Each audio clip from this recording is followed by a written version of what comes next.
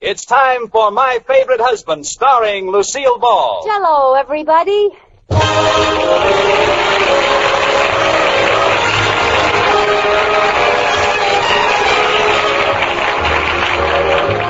Yes, it's the new Gay Family series starring Lucille Ball with Richard Denning. Brought to you by the Jell-O family of desserts. J-E-L-L. Oh, the big red letters stand for the Jell-O family. Oh, the big red letters stand for the Jell-O family. That's Jell-O. Yum, yum, yum. Jell-O puddings. Yum, yum, yum. Jell-O tapioca puddings. Yes, sirree. And now Lucille Ball with Richard Denning as Liz and George Cooper. Two people who live together and like it.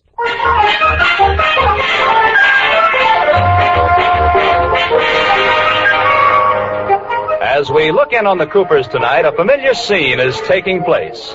Company is coming to dinner, and Liz is cautioning George about the evening's entertainment. George, the Atterberries will be here in a few minutes, so will you please raise your right hand and repeat after me? I, George Cooper, I, George Cooper, solemnly promise that after dinner tonight, I will not show my home movies. I will not...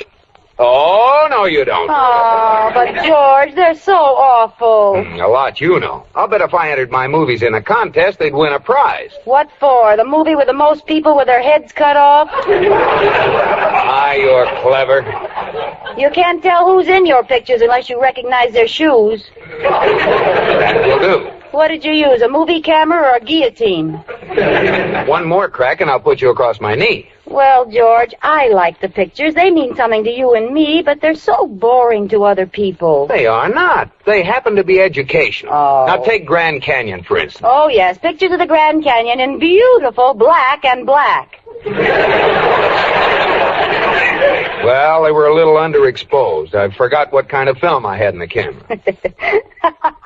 Oh, what's so funny? I was just thinking of the first day you had the camera and you held it backwards. Well, forget it. We had 100 feet of pictures of your right eye. Well, do me a favor, George. Promise me you won't show the movies unless the Atterberries ask you. Okay. Not unless the Atterberries insist. Good. Now raise your right hand and repeat after me. I, George Cooper, solemnly promise... I, George Cooper, solemnly promise.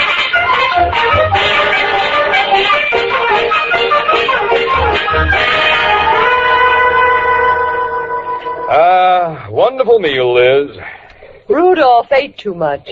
Never mind, Iris. You do a pretty good job with the knife and fork yourself. Here, Mr. Atterbury, have the big chair, George's chair. Oh, sure you don't mind, George? No, I'll sit on this comfortable, straight-backed wooden one. Well, what would you like to do this evening? Oh, it doesn't matter to me. Doesn't matter to me either. I know what we could do. Nobody asked you. Liz, nobody can think of anything else to do. Has anyone any ideas? No. Then how about some home movies? How about Let's some go to bridge? a movie. Picture golf is nice. See? Well, it's a funny thing. No one could think of anything a minute ago. Well, it was self-defense, George. Did I hear you suggest bridge, Mr. Atterbury? Yeah, Good idea. but I don't like bridge. Oh, you're just being a spoiled sport. I am not. I don't like the way you play. Well, how can you say that? We love the way Liz plays. Don't we, Rudolph? Absolutely. Especially at a half a cent a point. I don't blame you. Now, bridge is out.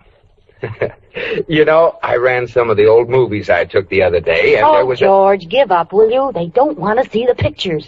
They do, too. They're just being polite. They're dying to see them. We're dying to see them. See? They insist. Well, I'm afraid we're stuck. Well, let's get it over with.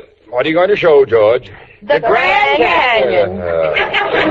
I've been down that canyon so many times, I feel like a burro. Let's get it over, George. I'm all set. I had the projector set up before. Sneaky. I'll turn out the lights. Okay, sneaky. Now wait till I get comfortable here. Oop. Oh, Rudolph, did you throw something at me? No, dear. Well, something hit me. It was a button popped off my vest. Well, pull yourself together, Mr. Atterbury. Here we go. And, George, try not to get the picture upside down. Don't worry, it isn't. I knew it. There I go, walking across the ceiling.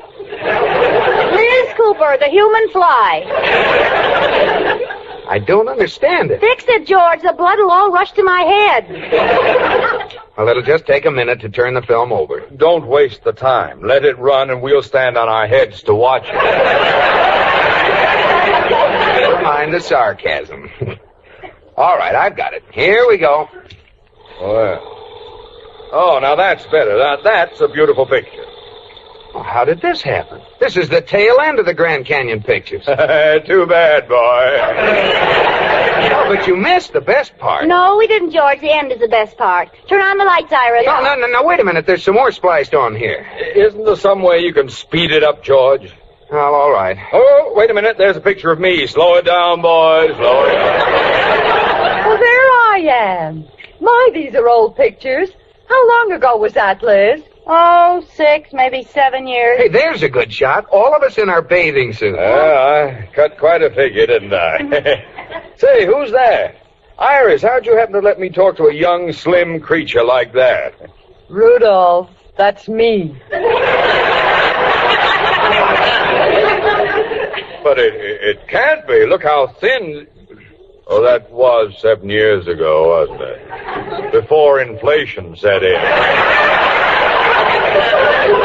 I don't pop my buttons. Don't let them get your goat, Iris.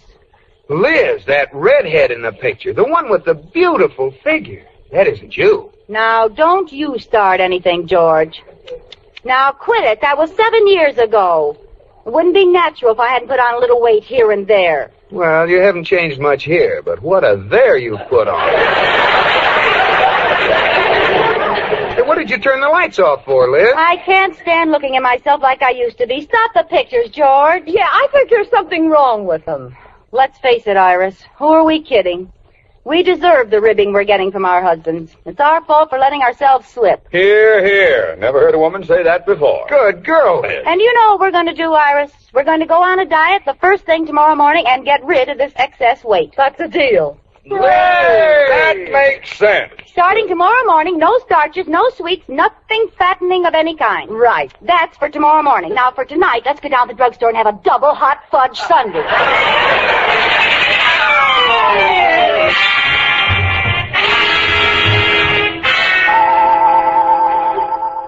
Now, George, boy, watch me closely. You're one of the few men at the bank to share this secret with me. Yes, sir. Very well. Now you turn 3 to the right. 3 to the right. 4 to the left. 4 to the left. You turn the handle. There. Now you know how to get a Coke out of the machine without putting in a nickel.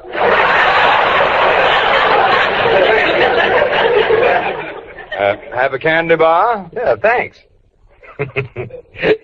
You know, we should feel guilty. Standing here eating candy and drinking Cokes while our wives are sweating out a diet. Oh, well, it won't last long. I don't think Iris will go through with it. No, I don't think she will either. What do you mean, you don't think she will? Well, you said... You do your talking about Liz. I'll take care of wrapping Iris. Well, I just thought that Iris is older and has more weight to lose. Now, just a minute. Iris may be a year or two older, but for a woman her age, she has a lot better figure than Liz. Oh, I wouldn't say that. Well, I would, and I just did. Well, Liz could lose her extra weight in half the time it would take Iris. In quarter the time.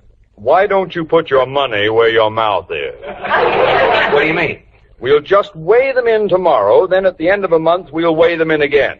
With the loser paying $5 a pound. Oh, brother, Liz will win in a walk. Then it's a bet, boy. You bet it's a bet, boy. What? I mean, sir. That's better. And one more thing. Just leave a nickel for that Coke you're drinking. Yes.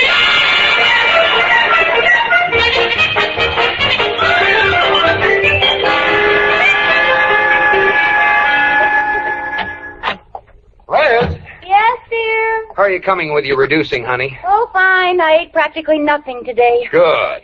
So I had to take this candy bar to keep up my energy. Here, give me that thing. Oh, well, you didn't have to throw it in the wastebasket. Liz, from now on, I'm supervising your reducing. I've got a lot of training equipment here. A book of exercises, a rowing machine, barbells, and a jumping rope. Who will I fight? Joe Louis retired. Now, come on, we have no time to waste. Why all this sudden interest? Well, because I love you, dear. I want to be proud of you. Why, George. And besides, I bet Mr. Atterbury $5 a pound. Oh, I might have known. If I can get you down to 115, I'll stick him for $50. Well, if it's money you're after, why bother with exercise? What do you mean? Just don't feed me. I'll bet you can get me down to 50 pounds, coffin and all. Will you let me explain? No, now I'm not going to reduce at all. All right. Let Iris win. I'm not going to starve. What's Iris got to do with it? No, nothing. What Iris got to do with this? Well, Mr. Atterbury said she had a better figure than yours. Better than my... Why, she hasn't even got a figure. She has a size 18 lump. Well, he thinks she can get into shape quicker than you can, so I bet him $5 a pound. Well, split it with me? It's a deal.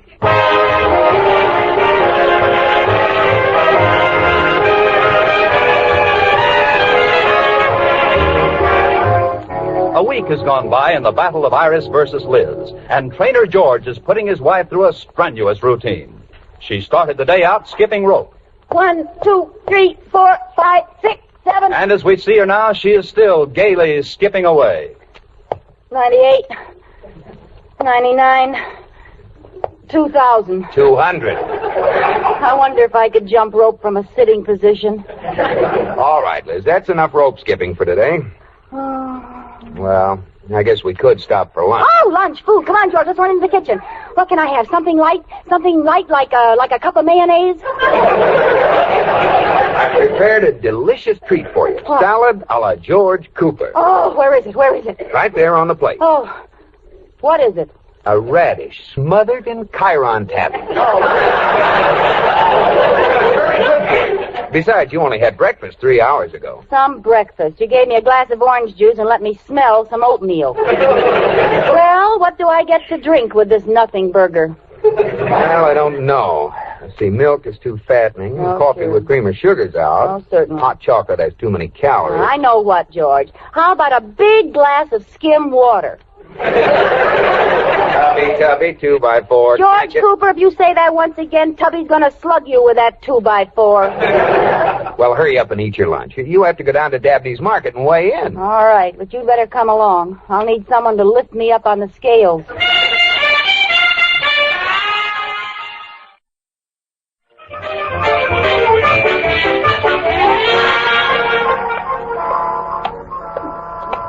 Come on, Liz, walk faster. I thought I was running.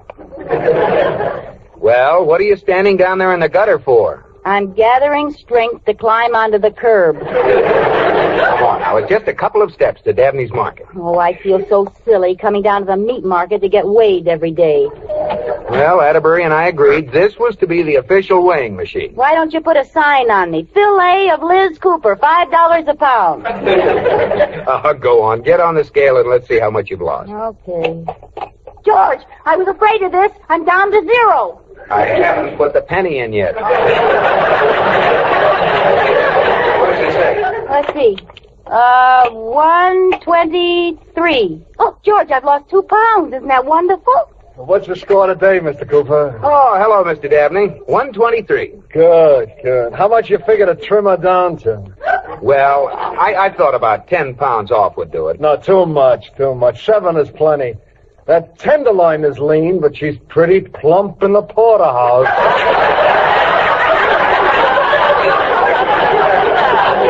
Well, I never had any complaints about my porterhouse before. I'll tell you what you do. Get rid of a couple of pounds of fat around the spare ribs, 3 more over the hocks. Anything else? Yeah, stick an apple in my mouth and shove me in the oven.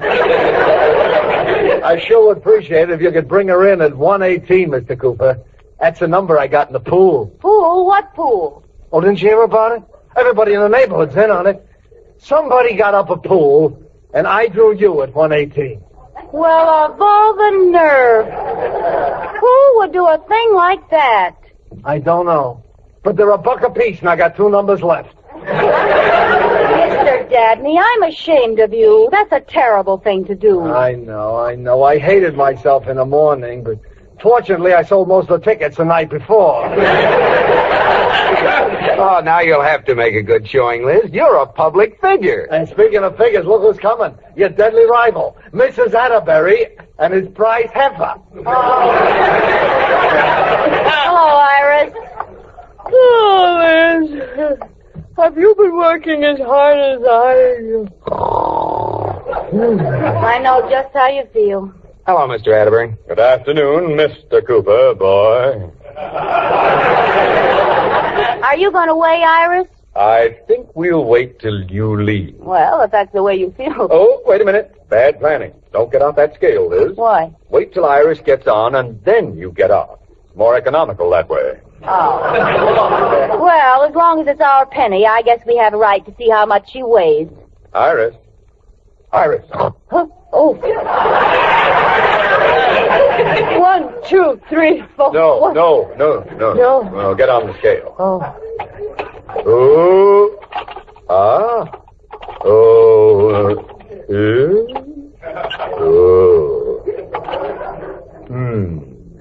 123. Neck and neck. Oh, no, it isn't. Iris started 2 pounds heavier than Liz, so she's ahead. Come on, Liz, we've got work to do. I'll run you home piggyback. Oh, piggyback. Thanks, George. I couldn't have made it any other way. All right, turn around and I'll jump on your back.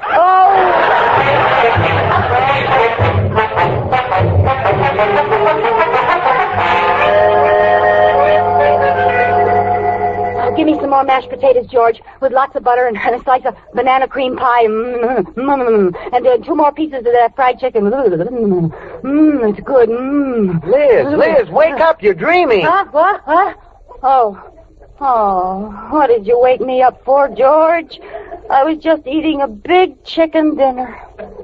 Say, maybe it wasn't a dream. Where'd all these feathers come from? Well, you ate half the pillow. I thought it tasted sort of dry. I was lying here trying to remember what we did today. We rode the bicycle, didn't we? Yes, we did. Jumped rope. Yes. Rode the boat. Yes. Did we forget anything? Yes, you forgot to beat me with a rubber hose.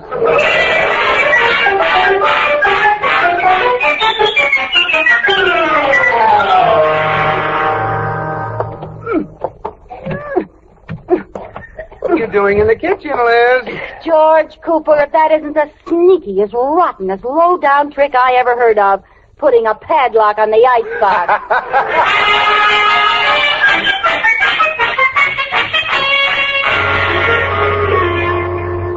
Iris, I've got terrible news. Liz is down to 120. She's a pound ahead of us. I don't care, Rudolph. I'm too tired to care. Now we've really got to knuckle down. I bought a new book of exercises, and we're going to try some. Oh. Now, exercise 1. Place hands on hips and put your right leg straight out in front of you. All right. Now, holding this position, bring your left leg up even with your right leg.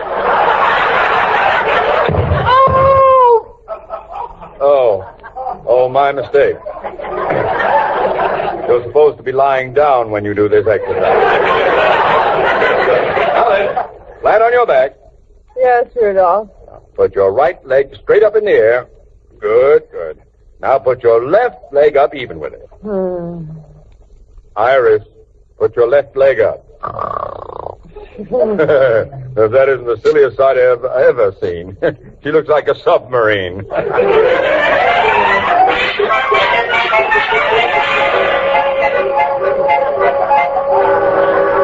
Mrs. Cooper? Yes, Katie? Could I see you in the kitchen a moment? Can't we talk in the hall, Katie? I can't go into the kitchen. I'm too hungry. So this is rather confidential. All right. Oh, look at the devil's food cake with marshmallow frosting. Oh, you fiend. That's for after the contest. Oh, well, can't I just pat it a little? Oh, let me drag my finger through the frosting. Mrs. Cooper, I was down to the market talking to Mr. Dabney. Are you listening? Yes, you were down at the marshmallow talking to Mr. Devil's Food. Oh, well, I'll hold my hand over my eyes. Go ahead. Well, I have it fixed so you're going to beat Mrs. Atterbury. How? Mr. Dabney showed me how to take off the back of the scale, and I can turn it to any weight I want. But I don't see what This afternoon, when the final weighing is going on, I'll hide behind the scale. When I get through with Mrs. Atterbury, she'll weigh 300 pounds. Katie, that's the sneakiest, crookedest, underhandedest trick I ever heard of. Well, then I won't do it. What's the matter? You crazy? I didn't say I didn't like it. Won't someone see you? No, Mr. Dabney is going to put a big pyramid of canned goods behind the scale so no one will see me. All I have to do is make you weigh 118 so he wins the pool. Oh, boy, give me that cake. I don't have to diet anymore. Well, how about a glass of milk to go with it? Yeah, a banana and fried potatoes and bread with lots of butter on it. And for dessert, butter with butter on it.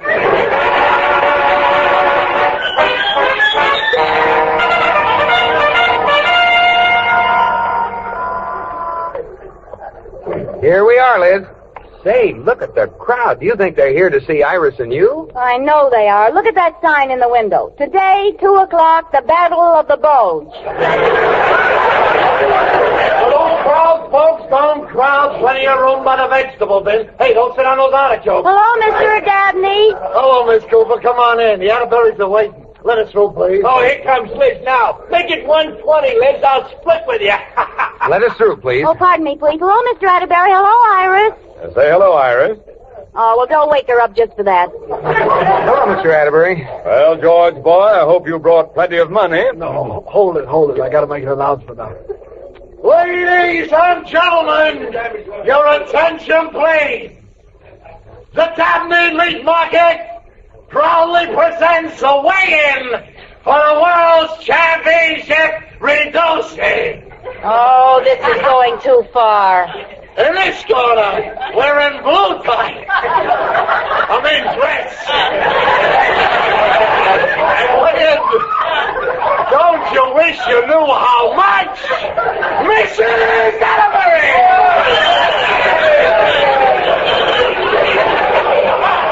Well, I'm surprised you didn't charge admission, Mr. Dabney. You could have made a fortune. Oh, I wouldn't stoop to that, Miss Cooper. But nobody got in here today who didn't buy a pound of salami. I might have known. Well, let's get it over with. Hold it. I have an important phone call to make. No, go ahead. I'll be right back. Okay. Miss Cooper now stepping on the scales. Pennies by courtesy of Dabney's. And she weighs, when it stops, 118. Oh, what a surprise. Okay, who holds number 118? Step forward, please. 118. Oh, that's me. What a coincidence. Who threw that salami? Wait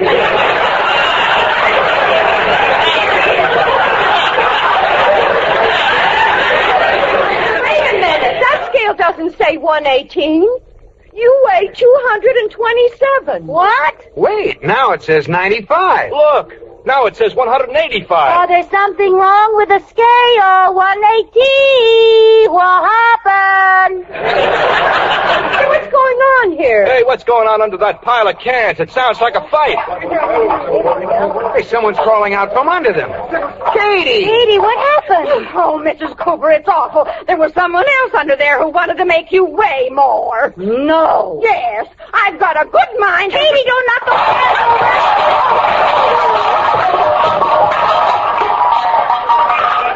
Here, quick, help me lift these cans off. Whoever's under there, it serves them right for cheating. We thought of it first. Liz! Look who it is! Mr. Atterbury.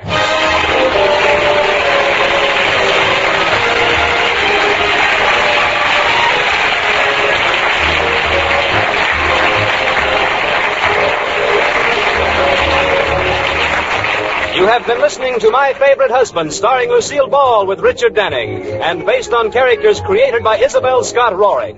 Tonight's program was produced and directed by Jess Oppenheimer, who wrote the script with Madeline Pugh and Bob Carroll Jr. Original music was composed by Marlon Skiles and conducted by Wilbur Hatch. The part of Katie the Maid was played by Ruth Parrott. Lucille Ball will soon be seen in the Paramount picture Sorrowful Jones. Be sure to listen to Lucille Ball in My Favorite Husband next week.